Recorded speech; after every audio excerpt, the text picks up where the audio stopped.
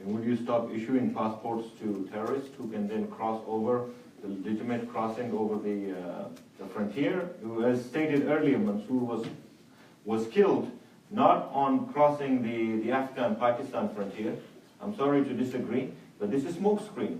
I think you've been a victim of Pakistan's propaganda of smokescreen. The terrorists are not on the frontier. They're not. It's not the problem of finding. Pakistan's Prime Minister, Gilani's son, was kidnapped in Multan, far away from the frontier, going through several of the security checks, and he was not an ordinary Pakistani citizen. He was the son of their Prime Minister. Now, fair that they crossed the frontier to bring him along to the other side, but that would be our issue. What about the rest of Pakistan? Bin Laden was once again not found on the frontier. He was found in a secure Pakistani suburb. Mansour was killed where he was killed, not on the Afghan frontier. He was traveling legitimate documents.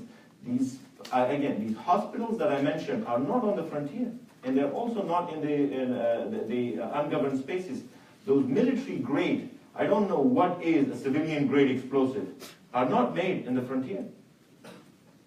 You can't make 20 tons of explosives in ungoverned space.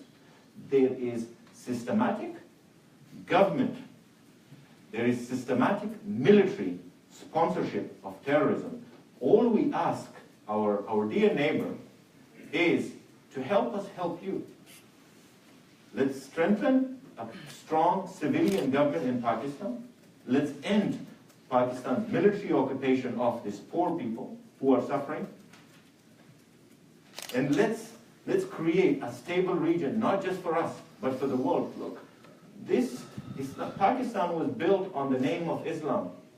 We're putting Islam to shame in embarrassing this entire religion based on this extremism, based on terrorism. The entire world is calling on state sponsor of terrorism. But if we call about mechanism, if we're talking about UN or OIC or other mechanism, there are mechanisms within the United Nations for state sponsor of terrorism. Let's apply those. We'll be happy with that.